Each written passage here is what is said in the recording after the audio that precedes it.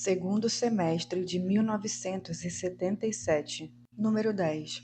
Uma reviravolta.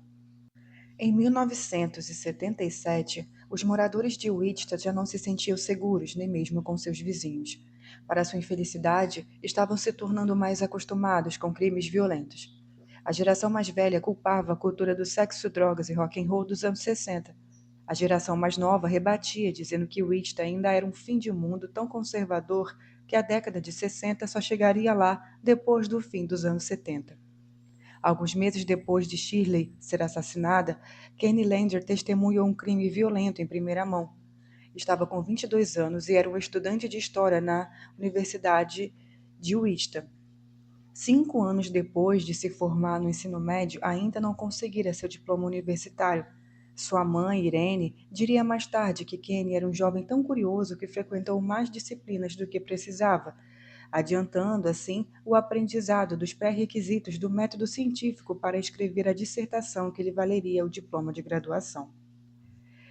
Ele trabalhava na Buttle, uma loja de roupas na esquina da 21st com a Broadway, no norte de Wichita, que vendia macacões para agricultores, batinas para padres e itens descolados para os clientes negros, sapatos com salto altos, longos casacos de pele e ternos casuais, com lapelas largas e calças bocas de sino.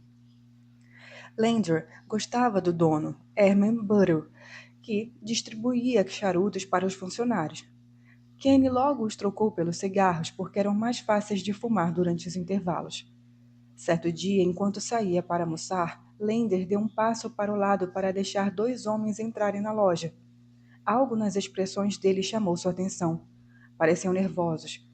Lander dobrou uma esquina e viu um Cadillac e um terceiro homem atrás do carro, encostado na parede, e também parecia apreensivo.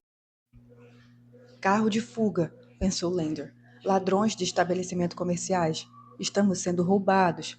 Ele deu meia volta, andou de volta à loja e se viu diante do cano de um revólver. Os homens tinham ocultado os rostos com meia de nylon, mas eram os mesmos dois que encontrara na porta e não limitariam a cometer furtos. Um deles o empurrou até a caixa registradora. Deita no chão. Lander obedeceu. Os ladrões amarraram seus braços e suas pernas com fios elétricos embaixo da registradora. Fizeram o mesmo com os outros dois vendedores. Um criminoso enfiou a mão embaixo da registradora e encontrou a pistola calibre .45 semiautomática de Buttle.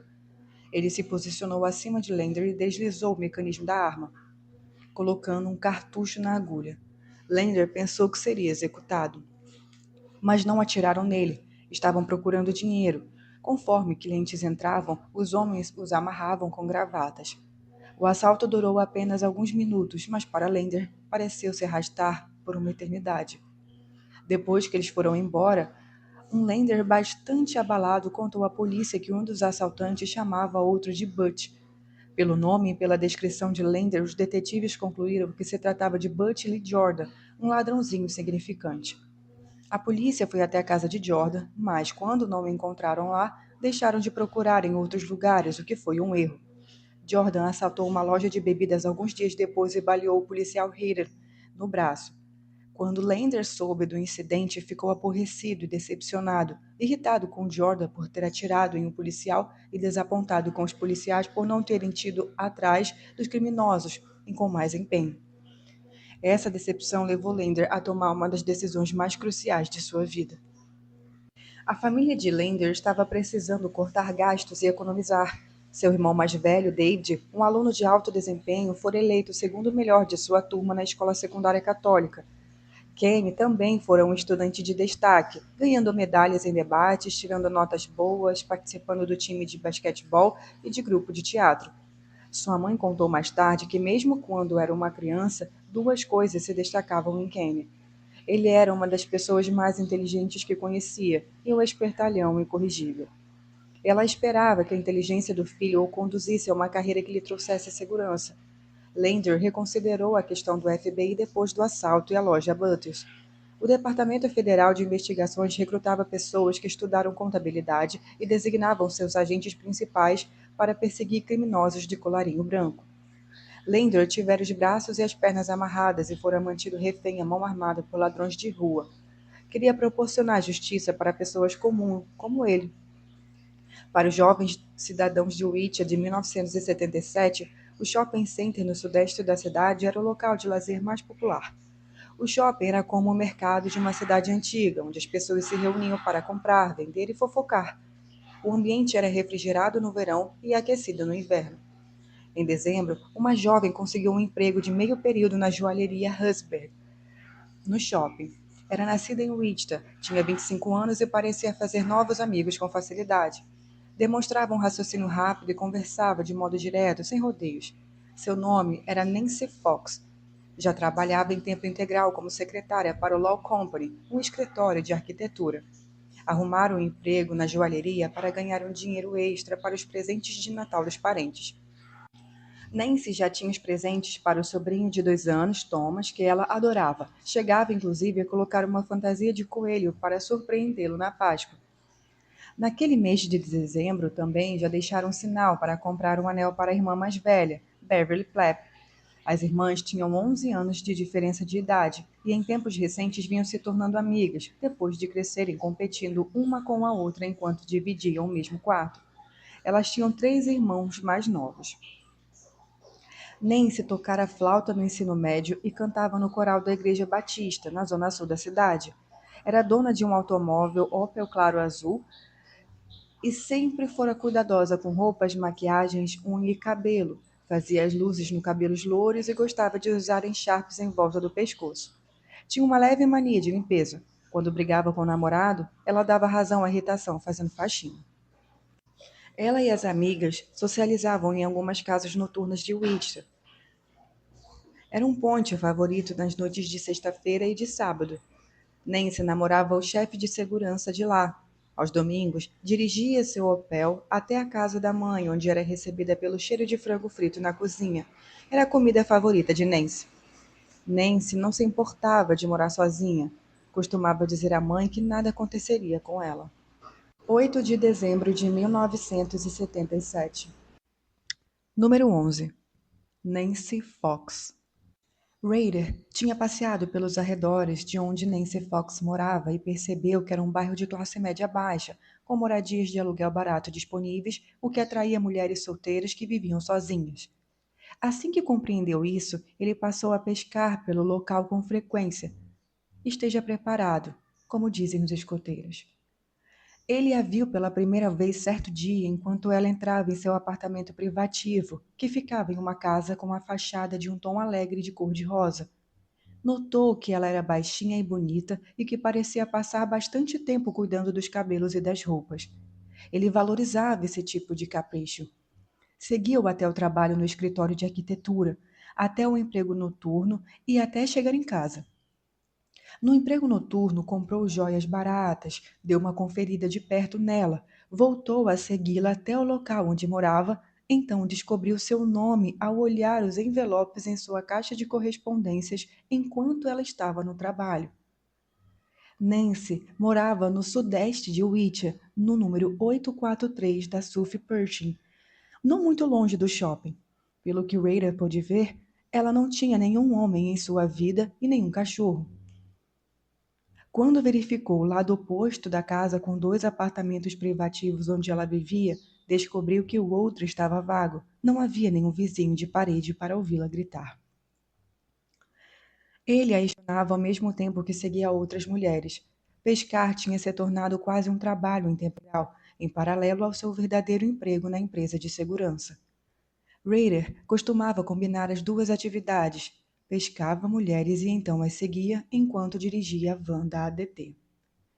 Ele era um sujeito ocupado, além de ser chefe de equipe na ADT, ainda frequentava as aulas noturnas na universidade e tinha uma esposa e um filhinho em casa. Ainda assim, escolheu uma data: 8 de dezembro. Reader dissera à esposa que estaria na biblioteca da universidade naquela noite, o que era verdade. Havia atividades para entregar, pesquisas para concluir. Ele sabia exatamente quando Nancy iria embora da joalheria. Portanto, fora à biblioteca 1 ou 2 horas antes para se dedicar a um trabalho acadêmico. Pouco antes das 21 horas, deixou a biblioteca, vestiu roupas escuras e dirigiu o Chevette de 1966 vermelho da esposa até o bairro de Nancy. Estacionou alguns quarteirões do apartamento, pegou sua sacola de ferramentas, foi andando até a porta da frente e bateu na porta. Se ela aparecesse, sua desculpa seria que tinha ido ao apartamento errado, mas ninguém atendeu. Ele bateu na porta ao lado, se certificou de que o apartamento vizinho ainda estava vago e correu até os fundos. Não tinha ido embora da biblioteca tão cedo quanto queria, então estava ficando atrasado. Cortou o fio na linha telefônica de Nancy e, em seguida, quebrou uma janela. Então aguardou agachado. Estava temeroso de que, quando os carros passassem pelas curvas da rua, ali perto, os faróis iluminassem o apartamento e o expusessem. Sempre de olho nas luzes dos veículos, entrou pela janela. Que moça asseada e organizada era Nancy Fox. Tudo estava arrumado e limpo. Era um apartamento minúsculo, menor do que sua casa, com apenas 55 metros quadrados ou 65 metros quadrados. Encontrou as luzes da árvore de Natal acesas. Fotografias de pessoas sorridentes estavam dispostas de modo organizado em prateleiras do lado de fora do quarto. Ele gostou de tudo que viu. Aquela tal de Shirley era tão desleixada. Ryder pegou um copo no armário da cozinha de Nancy, bebeu um pouco de água, limpou o copo e colocou de volta no lugar. Pegou o telefone para se certificar de que estava mudo. Ainda estava com o aparelho na mão quando a porta da frente foi aberta. Saia de casa. Nancy tinha acabado de entrar, vestia um casaco e carregava uma bolsa. Ela avançou para apanhar o telefone. Vou ligar para a polícia, avisou ela. Não vai adiantar nada, disse ele. Eu cortei o fio. Ele se aproximou e mostrou a arma. Por que você está na minha casa? Ela era corajosa, ele gostou disso. Sequer parecia apreensiva. O que você vai fazer? Ela quis saber. O que está acontecendo aqui? Sou um cara mau, disse ele.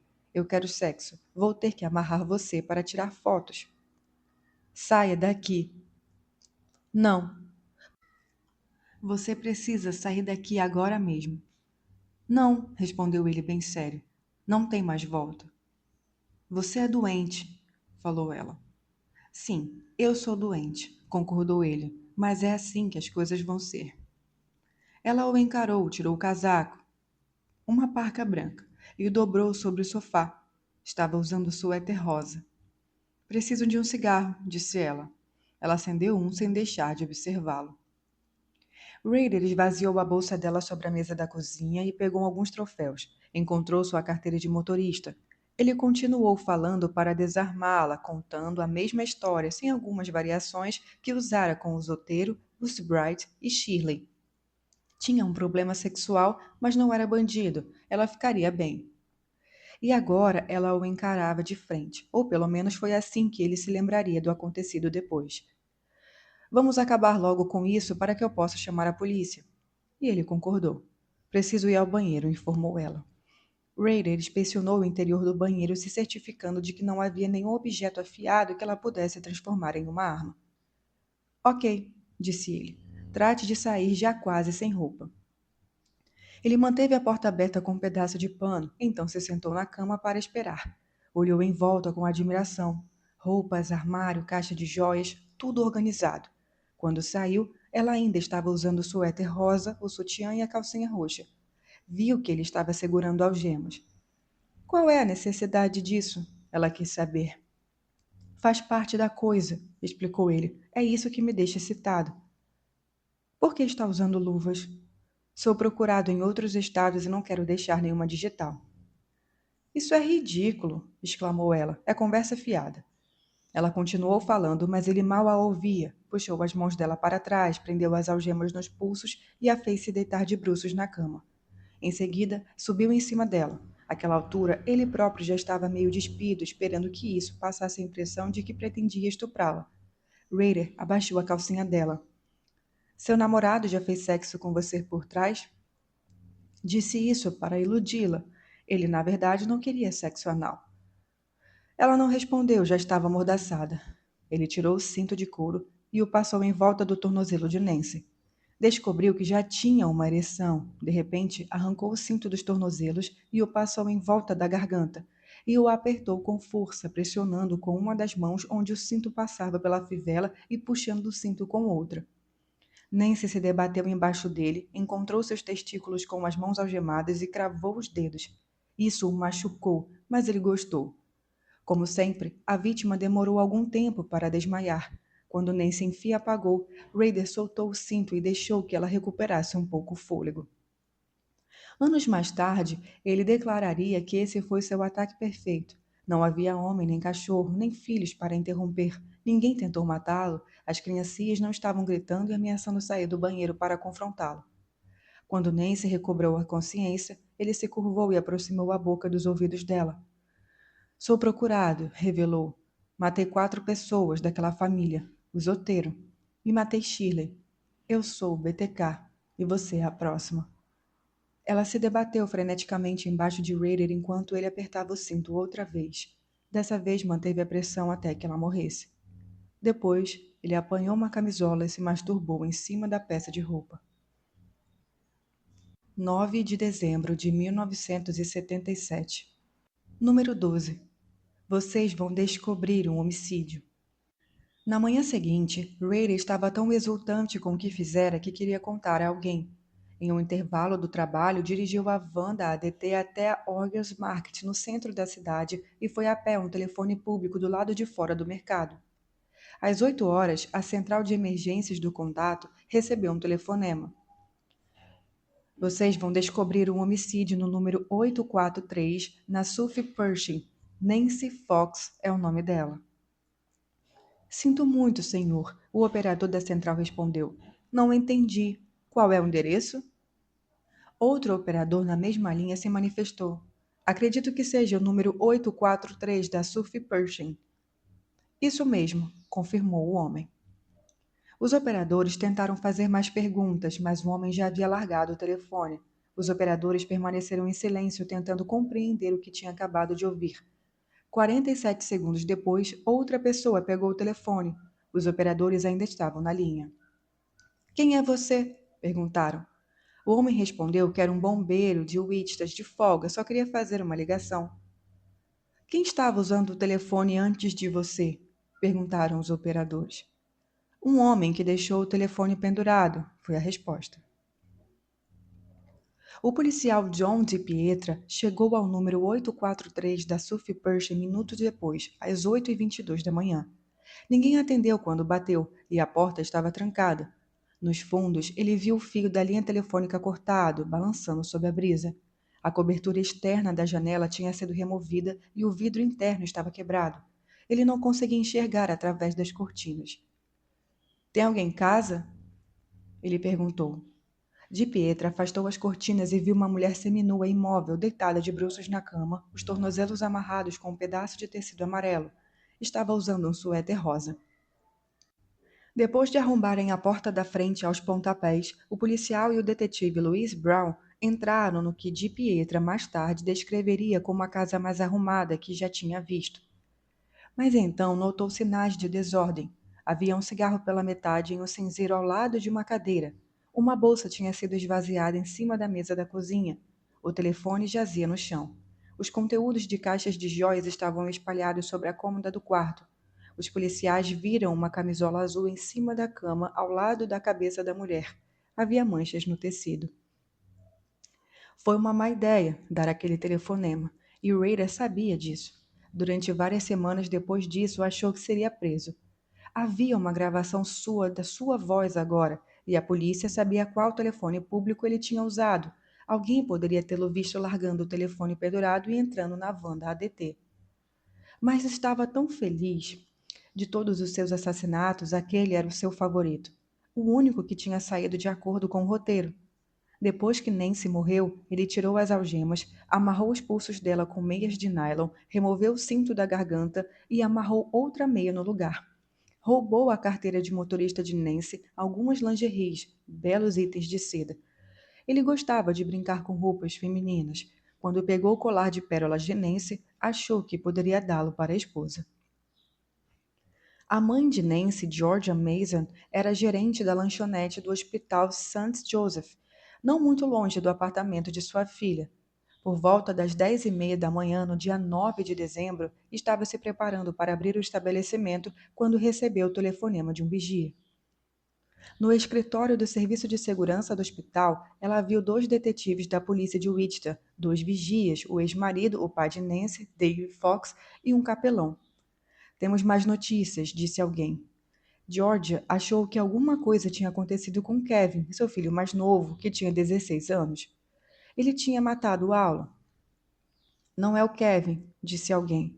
É a Nancy. Georgia, do alto de seus 1,50 m de altura, bateu os punhos contra o peito de um vigia, então desmaiou em um sofá.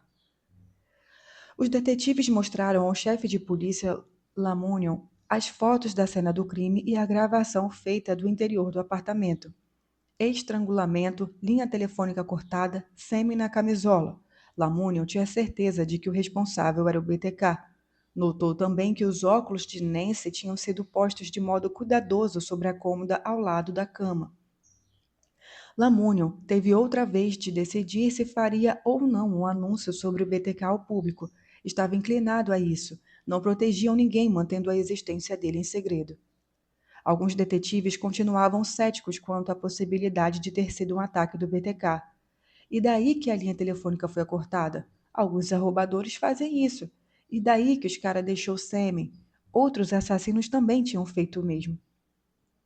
Eles ouviram a gravação da ligação para a central.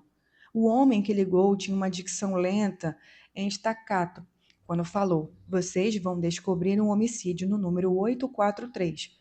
Pronunciou o homicídio como homicídio, como se não soubesse dizer a palavra de maneira correta. Poderia ser um estrangeiro? Os detetives tinham conversado com o bombeiro que pegara o telefone pendurado.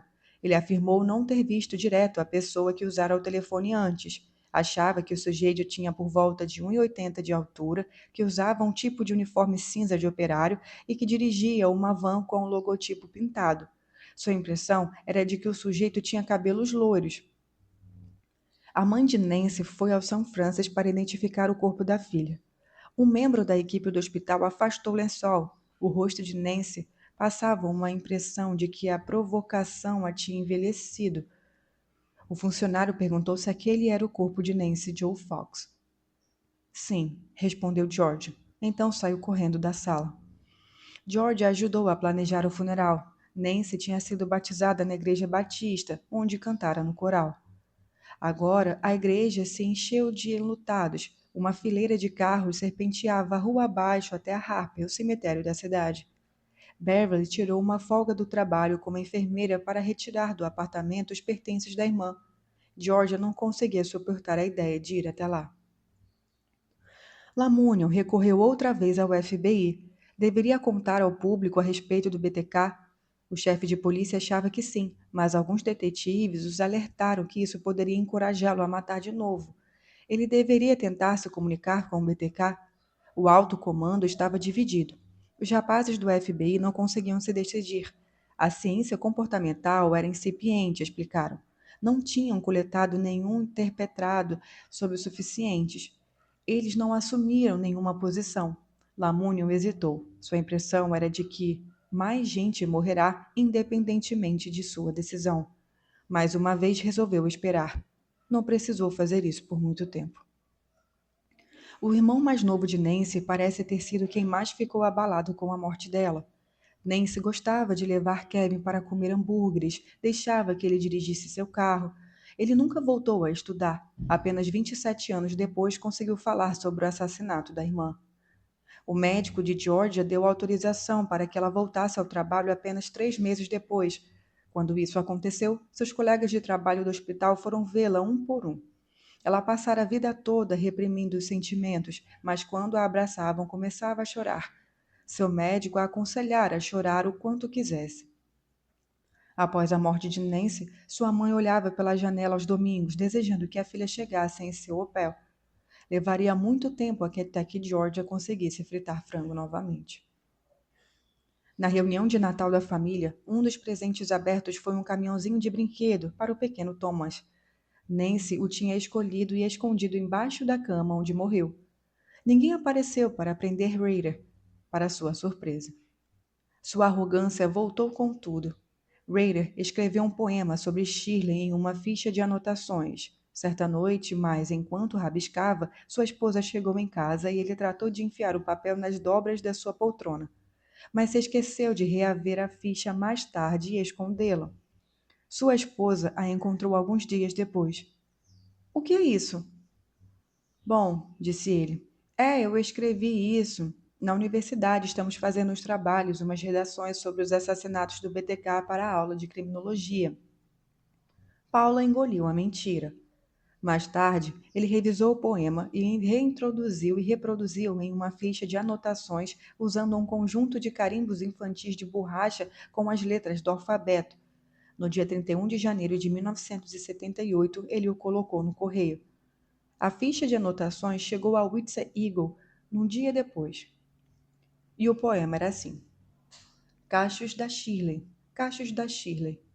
tu serás minha? Tu não gritarás, tampouco se libertarás do fio, porém jazerás sobre as almofadas e pensarás em mim e na morte, e em como ela será. BTK, poema para Fox, por vir. Nenhum dos responsáveis pela correspondência do Eagle fez mais do que apenas lê-lo de relance naquele dia. Parecia uma mensagem para uma sessão especial de Dia de São Valentim dos classificados. A data comemorativa dos namorados seria dali a algumas semanas. A ficha nunca chegou à sala da redação. Foi encaminhada para o departamento de classificados do Eagle. Não havia nenhum dinheiro acompanhando a mensagem, portanto, o pessoal dos classificados o colocou no arquivo morto. Os dias se passaram. O Igor não publicou nada. O autor do poema ficou irritado. O que preciso fazer? Desenhar para eles? Olá, ouvintes! Se esse conteúdo está fazendo sentido para você, já aproveita agora, se inscreve no canal, deixa o like e compartilha com alguém que também curte esse tipo de leitura. Isso ajuda muito o canal a crescer e me motiva a trazer cada vez mais conteúdos como esse para você. 10 de fevereiro de 1975. Número 13. Notícia urgente. A carta passou pela porta da frente da Cake TV como um cão raivoso com os dentes à mostra. Quando a recepcionista abriu o envelope, encontrou um poema intitulado Morte e Nancy. À esquerda do poema, o remetente datilografara BTK 4 vezes, e ao lado de cada assinatura ele acrescentou pequenas forcas. Havia um desenho a lápis de uma mulher amarrada e amordaçada e um bilhete de 2 páginas com centenas de palavras, muitas delas com erros ortográficos. Eu acho que você não teve graça o jornal não ter escrito sobre o poema sobre Shirley. Um pequeno parágrafo teria sido suficiente. Sei que não é culpa da imprensa. O chefe de polícia, ele mantém tudo em segredo e não quer que o público saiba que existe um psicopata por aí estrangulando principalmente mulheres. Tem 7 pessoas debaixo da terra. Quem será a próxima? Quantas eu tenho que matar antes que eu tenha o meu nome no jornal ou alguma atenção nacional? Será que os tiras acham que todas essas mortes não estão relacionadas? Larry Heiderberg, um fotojornalista da Lake, ligou para a casa de seu diretor de jornalismo alguns minutos depois. Ron ainda dormia profundamente. Havia um bar no centro da cidade chamado Looking Glass, onde jornalistas bebiam depois do trabalho, e ele passara bastante tempo lá no interior. Quando você precisa vir para cá, disse Heiderberg. Por quê? Recebemos uma carta. Por que isso é importante? Parece que pode ser o BTK. Ele correu para a Cake, com as roupas ainda fedendo a cerveja choca. Ele pulara a parte de banho. A mulher no desenho estava deitada de bruços em uma cama de casal, amordaçada, tornozelos e coxas amarradas, mãos atadas às costas. Ele sabia que era o BTK, o sujeito que alegava ter assassinado o Zoteiro, mas era relativamente novo em Wichita, então algumas partes da carta o deixavam confusos. Quem era Nancy? Perguntou o jornalista. Quem é Van? Heiderberg explicou que era Nancy Fox e Schiller Van, 2 vítimas de assassinato no ano anterior. Alguém já tinha relacionado os assassinatos do Zoteiro aos homicídios de Fox e Van? Perguntou Lauren. E Heiderberg respondeu que não. Com as mãos começando a tremer, Lowen se deu conta de que, se a carta fosse autêntica e se o BTK tivesse matado Nancy Fox e Schiller Vane, isso fazia dele um assassino em série. Tratava-se de algo sobre o qual o público não tinha ouvido falar antes. Ele continuou lendo. Josephine, quando eu a enforquei, realmente me deixou com tesão. Ela implorando por misericórdia e depois a corda aperta, ela indefesa, me encarando com olhos cheios de terror e a corda apertando mais e mais. Lowen tinha apenas 30 anos, nunca se deparara com uma história daquela magnitude. Sentiu-se enojado e desamparado, como se tivesse acabado de ser transportado para o lado mais distante da lua. O que deveria fazer a respeito da carta? Continuou lendo. Sobre os filhos de Shirley Van. Eles tiraram muita sorte. O telefone salvou eles. Eu ia amarrar os meninos com fita e colocar sacola plástica na cabeça, como fiz com Joseph e Shirley, e depois enforcar a menina. Que alívio sexual isso iria ter sido. Na carta, o BTK reivindicava outra vítima, a número 5, cujo nome não mencionou. 7 já foram e muito mais estão por vir.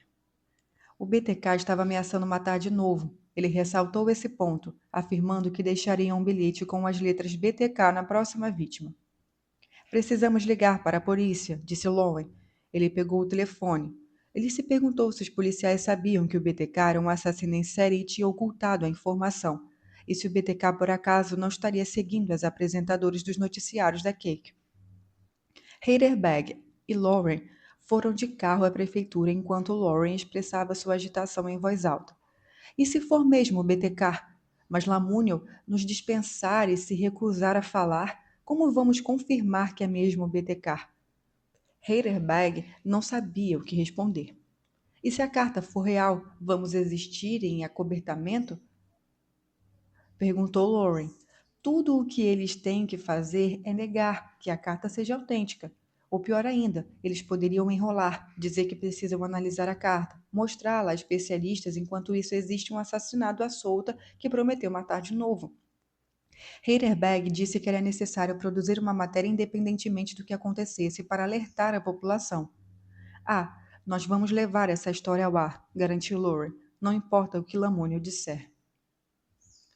Lamônio e o subchefe de polícia Cornell leram a carta devagar, sentados lado ao lado, virando as páginas. Mal tinham dito palavra desde que Laurie e Heidelberg chegaram. Lamônio se levantou. Vocês poderiam nos dar licença por alguns minutos? Pediu ele. Precisamos conversar sobre isso em particular. 5 minutos se passaram. Depois 10. Laurie ficou impaciente. Lamônio retornou. É do BTK? Perguntou Lauren. Sim, é, respondeu Lamônio, e quero conversar com vocês. Esta é a história em que eles vão tentar nos dizer para não divulgar a história, pensou Lauren. Vou contar toda a história, informou Lamônio. Vou revelar tudo. O chefe de polícia parecia aliviado, como se tivesse acabado de chegar a uma decisão bem difícil. Nós acreditamos que temos um assassino em série aqui, e começou Lamônio. Acreditamos que já matou 7 pessoas. Não levamos isso ao público. Temos conhecimento desse indivíduo há algum tempo. Sabemos que é provável que tenha matado o Zoteiro e os demais. E o único motivo de não revelarmos isso ao público é que alguns de nossos colegas acham que a publicidade pode levá-lo a matar de novo.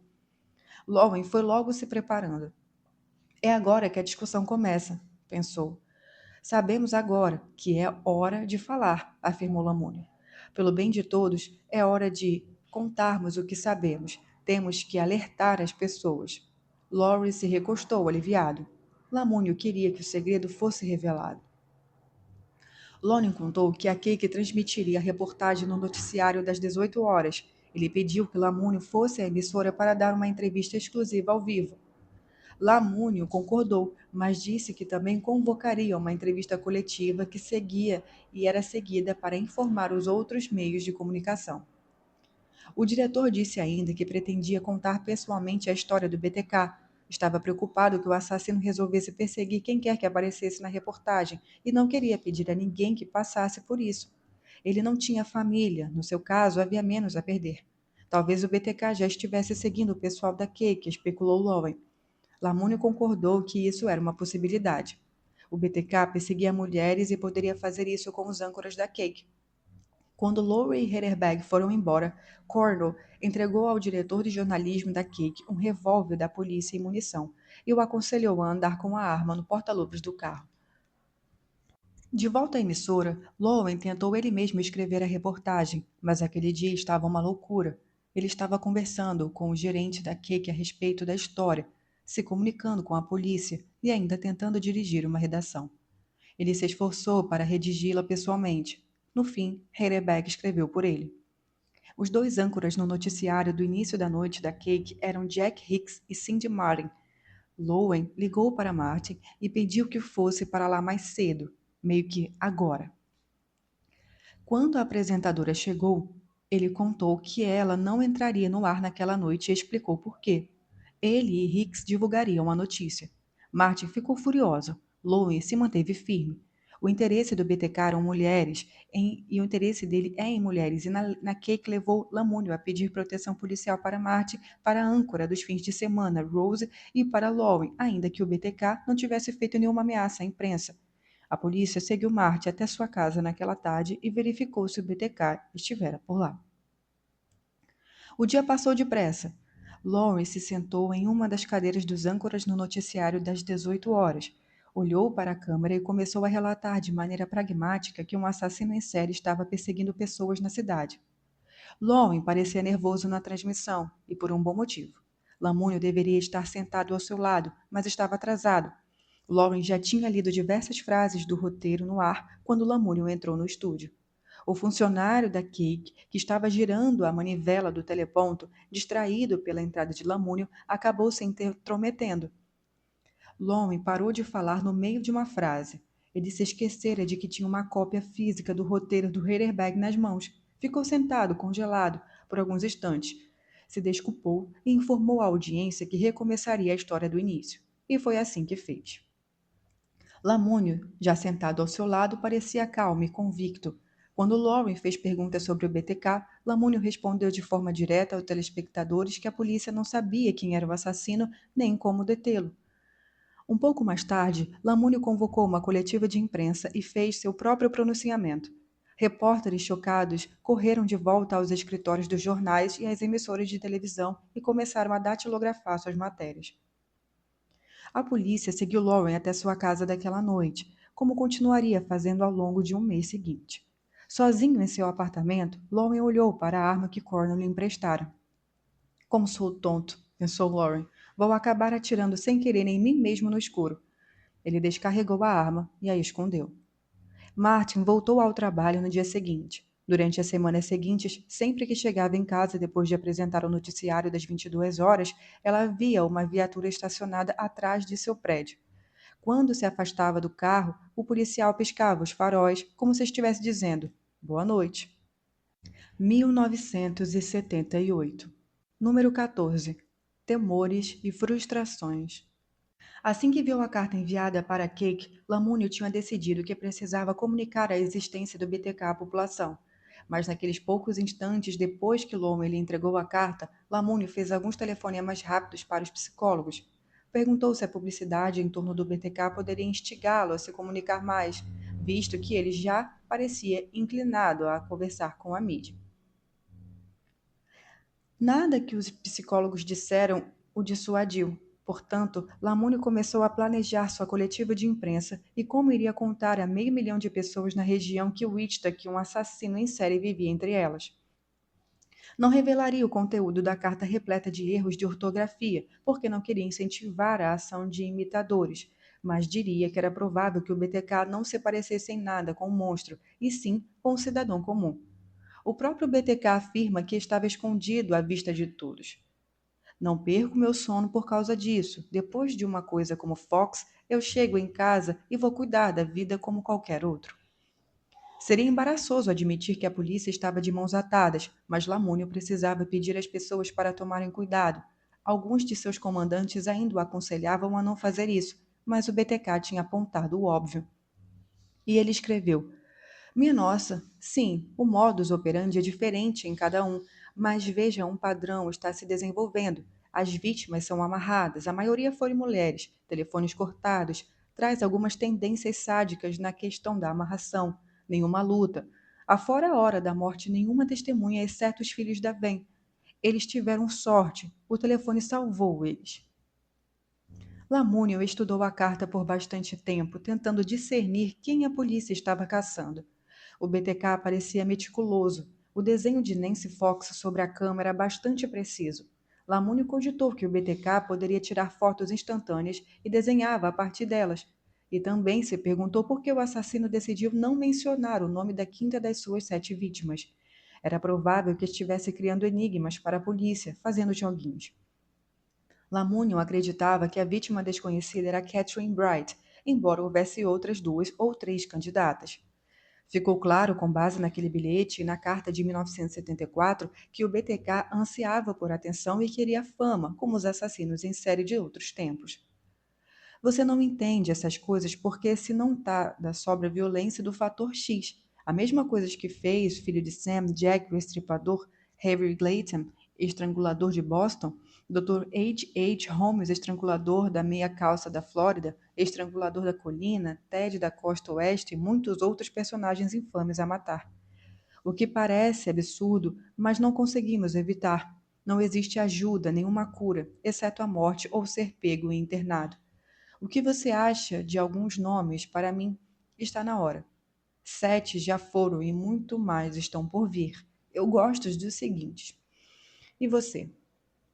Estrangulador BTK, estrangulador de Wichita, estrangulador poeta ou estrangulador das amarras? Lamúnio convocou uma coletiva de imprensa na prefeitura depois de sair da KIC. Seus comandantes tinham expressado suas preocupações em alto e em bom som. Se formos contar as pessoas, como faremos? Subir em uma tribuna e dizer: existe um cara por aí que diz que vai matar de novo e não temos como detê-lo. É, respondeu Lamúnio. É basicamente isso que vamos fazer. Seu pronunciamento foi o choque que Lamúnio seguia e sabia que seria. A manchete do dia seguinte no Eagle foi: Estrangulador BTK alega ter matado 7 na cidade. Embora o parágrafo de abertura do repórter Casey Scott soasse um pouco sensacionalista, também era verdadeiro. E ele escreveu assim: um assassino reivindicando a responsabilidade por 7 assassinatos em Wichita, pelo menos 6 deles estrangulamentos. Ainda está na região e ameaçou atacar novamente, alertou o chefe de polícia Richard Lamúnio em um pronunciamento conciso e bombástico na sexta-feira. Sei que é difícil pedir para que as pessoas permaneçam calmas, mas estamos pedindo exatamente isso, disse Lamúnio. Quando uma pessoa desse tipo está solta em nossa comunidade, são necessárias precauções especiais e atenção especial por parte de todos. Foi a notícia mais perturbadora que a população de Wichita poderia ter recebido. Alguém estava perseguindo mulheres e crianças em sua cidade e as estrangulando. Pais de toda a região de Wichita tiveram que decidir se iriam contar isso aos filhos. Nola Tedesco, de 26 anos, uma novata advogada de acusação da promotoria do condado de Sedgwick, certo dia se viu examinando uma cópia do desenho que o BTK fizera de Nancy Fox. Tedesco processava criminosos sexuais, portanto se acostumara a ver materiais como aquele, mas o desenho e a ideia de alguém na cidade estar perseguindo jovens mulheres lhe dava arrepios. À noite, alguns de seus colegas, Richard Bellinger e Steve Sborn, entre outros, a levavam até sua casa e seu carro. Quando chegava em casa, ela verificava o telefone. Laura Kelly, então aluna do último ano do ensino médio, conhecida como Elle, na East, a escola onde estudava, recebeu um pedido da melhor amiga para ir à sua casa e passar a noite lá. Elas se revezaram enquanto dormiam, com 2 soldados em patrulha e uma zona de combate.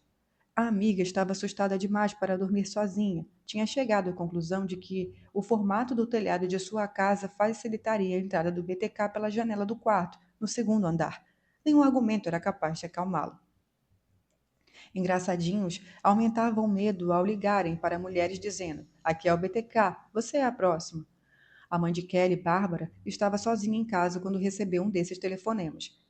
E se não for um trote? Ela ligou imediatamente para o disque denúncia do BTK para reforçar e reportar o acontecimento. Quando um detetive começou a conversar com ela, o telefone ficou mudo. Todos de Wish sabiam que o BTK cortava os fios das linhas telefônicas. Em pânico, ela correu até as portas da frente e dos fundos, sem saber ao certo qual saída escolher. Desesperada, agarrou o telefone de novo e ouviu um tom de descaso. Trêmula, voltou a discar o número do Disque Denúncia.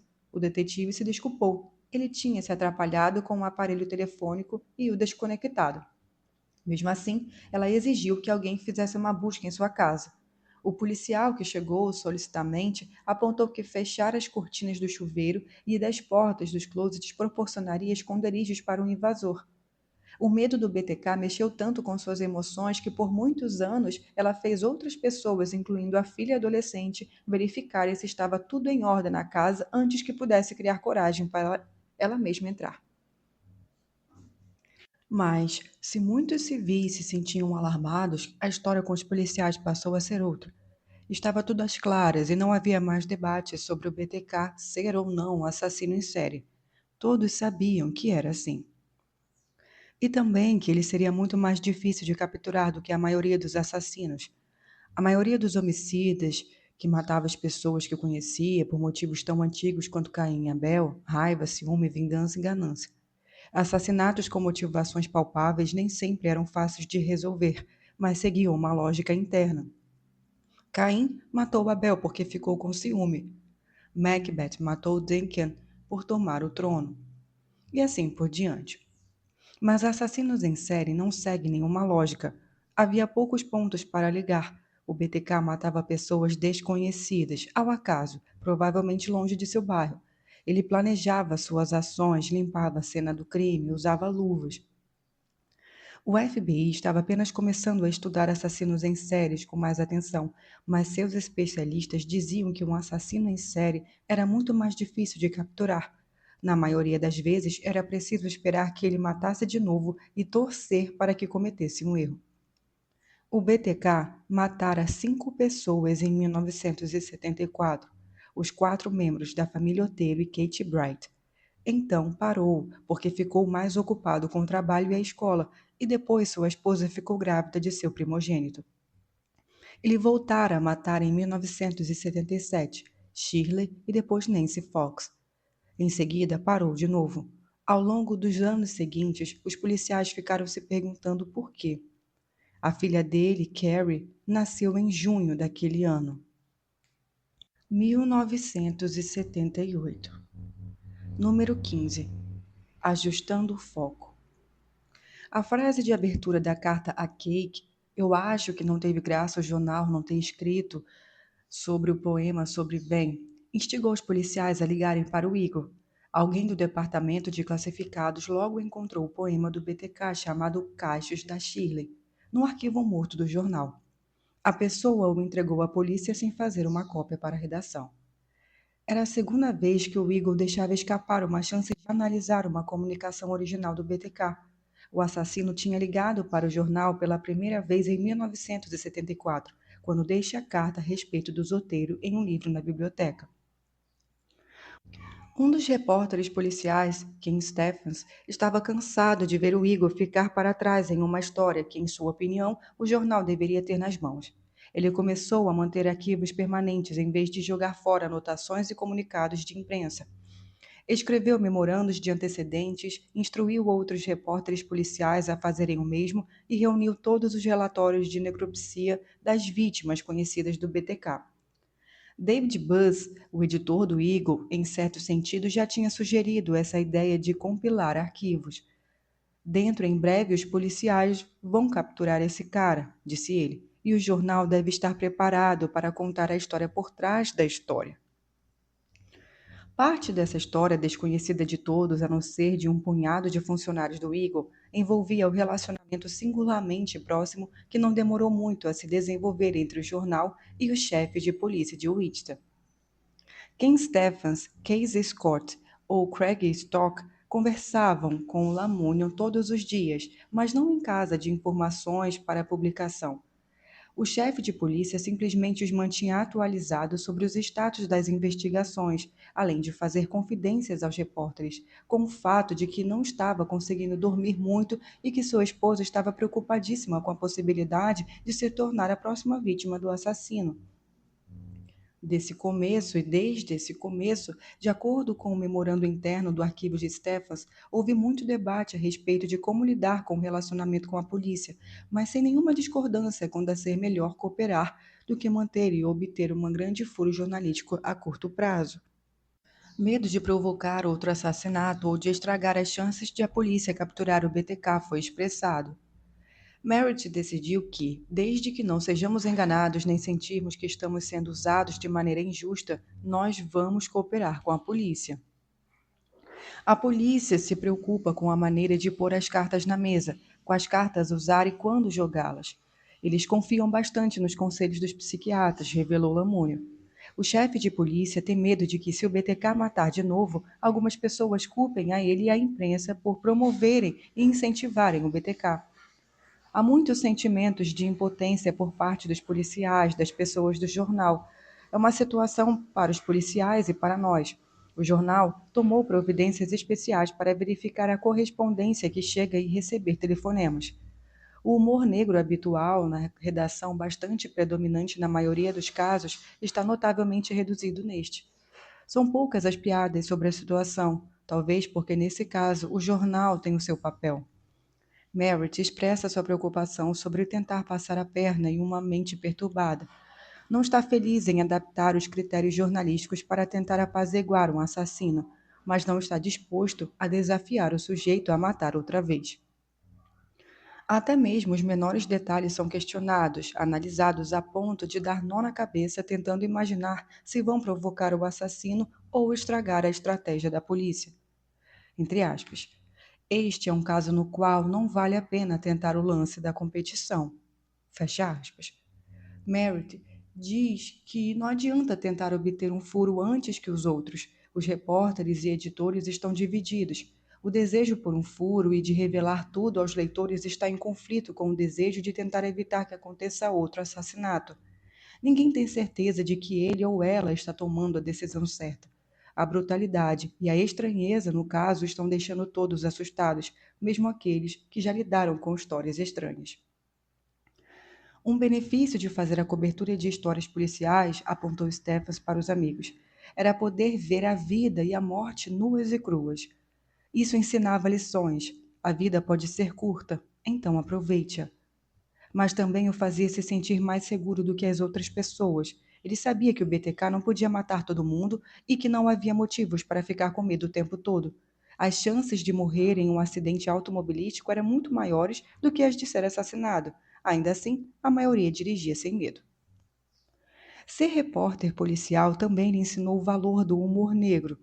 Como grande parte dos policiais e muitos repórteres, Stefan fazia piadas sobre o perigo, ainda que algumas de suas amigas solteiras se sentissem particularmente apreensivas. Certa noite, Stefan saiu para ver um filme com Janet, uma redatora. Eles foram a um cinema no shopping, onde Nancy Fox tinha trabalhado na noite em que morreu. Depois da sessão, Stefan e ela foram tomar uma cerveja no apartamento dela. Ela morava na zona leste de Wichita, perto do Centro Médico Wesley, e não foi muito longe de onde os Otero e os Bright foram atacados. Quando abriu a porta, ela estendeu o braço, pegou o telefone e conferiu se estava com linha. Aquele era o ritual noturno, revelou. Se o telefone estivesse mudo, ela desceria correndo para fugir do BTK. Stephens achou isso engraçado. Quando entraram, ela começou a verificar os cômodos. Janet, por favor, falou Stephens. Se ele estivesse aqui, já seria tarde demais, nós nunca seríamos vivos. Naquele instante, eles ouviram alguém abrir a porta externa do prédio. Ouviram passos na escada. Stefan saiu para confrontar quem quer que estivesse subindo. Ele viu uma gargalhada se aproximando da porta de Vitt. Carregava o maior grifo de Stefan já vira na vida. O homem pareceu surpreso quando deu de cara com o robusto Stephens. Encanador, avisou ele, levantando a ferramenta. Stephens e Vitt deram boas risadas depois disso, mas ele decidiu que nunca mais faria piadas sobre os medos do BTK. Ficara com medo na escadaria daquele prédio. Ao longo dos meses seguintes, ficou tão obcecado com o BTK que as pessoas na direção e na redação começaram a brincar que talvez ele fosse o próprio assassino. Stephens disse aos outros repórteres policiais que, dali em diante, sempre que fizessem a cobertura de algum homicídio, eles deveriam perguntar: A linha telefônica foi cortada? A vítima foi estrangulada? Estava amarrada? Anotações eram acrescentadas a esse arquivo mês a mês. No dia 10 de março, um mês depois da coletiva de imprensa, a polícia prendeu um homem suspeito de ser o BTK. Ele se encaixava no perfil esboçado pelas autoridades, tinha ligações com algumas das vítimas e comprou uma corda de varal certo dia, enquanto os policiais o vigiavam. Lamúnio estava tão confiante de que estavam com o homem certo que afirmou aos repórteres do Eagle na sala da imprensa da prefeitura que aquele era o cara. Entregou informações sobre os antecedentes do sujeito e disse que testes estavam sendo feitos para provar que seu tipo sanguíneo era compatível com o do sêmen encontrado na casa do Zoteiro. Os repórteres começaram a escrever em um ritmo frenético, supondo que estavam dando um furo jornalístico mais incrível da história da cidade. Mas Lamúnio deu uma pesada na redação naquela noite. Não é ele, informou ele. Todos pararam de datilografar. O teste sanguíneo o descartou. Como os dois detetives que estiveram dispostos a visitar a casa do Zoteiro acompanhados de um médium, àquela altura, Lamune estava disposto a não descartar nenhuma ideia que aparecesse. Logo depois da coletiva de imprensa, com a ajuda da nova equipe da Cake, tentou se comunicar com o BTK por meio de sugestões subliminares. A polícia de Wichita jamais tentara isso antes e nunca mais voltaria a fazer algo do tipo. Além da carta, o BTK tinha enviado o desenho de Nancy Fox. Era tão detalhado que mostrava os óculos de Fox dispostos sobre uma cômoda perto da cama. A polícia desconfiou que isso poderia ser importante. A maioria das vítimas do BTK usava óculos. Em sua primeira carta, ele mencionara em um lugar que na casa os óculos de Joe Solteiro haviam sido deixados. Talvez os óculos tivessem algum significado para ele. Na época, a polícia chegou a pensar que talvez o BTK perseguisse mulheres em parte com base na cor dos olhos, ou talvez fosse a cor do cabelo ou a idade, segundo alguns. Lamúnio ajudou a apreciação e a aparição pessoal no noticiário da Cake para conversar sobre o BTK. E enquanto falava, uma imagem piscava na tela por apenas uma fração de segundo. Um desenho de um par de óculos com as palavras: "Agora ligue para o chefe de polícia". O BTK não fez isso. Outras pessoas sim. A polícia recebeu centenas de pistas, nenhuma delas rendeu frutos. No dia 2 de outubro de 1978, o Departamento de Polícia contratou um novo patrulheiro. Era natural de Wichita, da conflituosa Zona Oeste. Tinha se formado 6 anos antes na Escola Secundária Católica de Bishop Carroll e ainda precisava de alguns créditos para se graduar em História na universidade. O assalto na loja de roupas quase um ano antes ainda passava na mente de Kenny. Ele decidira não se candidatar para o FBI. No funeral de um familiar, ele puxou de canto seu pai, Lee, para uma conversa.